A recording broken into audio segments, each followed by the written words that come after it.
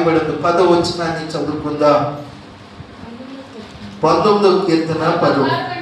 అవి బంగారు కంటెను, విస్తారమైన మేలిమి బంగారు కంటెను, కోరదగినవి తేనె కంటెను, చుంటె తేనె ధారల కంటెను మధురమైన. Praise lord. తేనె వేరు, జుంటె తేనె వేరు. తేనె మామూలుది, జుంటె తేనె అంటే ధార చాలా బలమైంది, శ్రేష్టమైంది. ప్రియులారా, దేవుని మాటలు ఎవరి కడుపులో జీవ ధారలు పొర్లిపారు.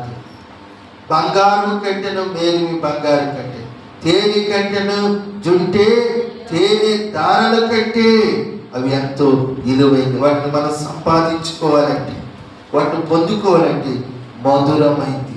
మధురం యేసయ్య వాక్యం. వాక్యానికి ఇచ్చిన మాధుర్యం ఏదీ లేదు. అందుకనే సంస్థోడు అంటాడు, బలమైన దానిలో నుండి తిండి వచ్చును, తిని దానిలో నుండి తీపి వచ్చును. ఆ తీపి ఏదో తెలుసా? దేవుని వాక్యం. చదివే కొంది ఒక చెరికాడు తిన్నామనుకోండి, తినంగానే చప్పబడిపోయిన తర్వాత అని ఓసేస్తాం.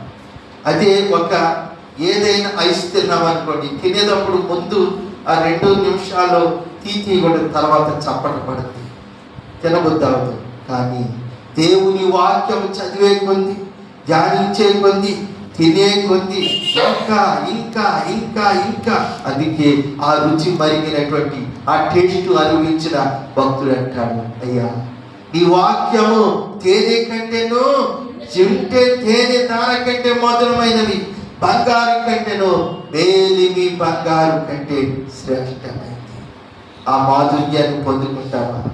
ఆ మాధుర్యాన్ని నీవు ఆహ్లాదిస్తావా? ఆ మాధుర్యాన్ని నువ్వు ఆస్వాదిస్తావా?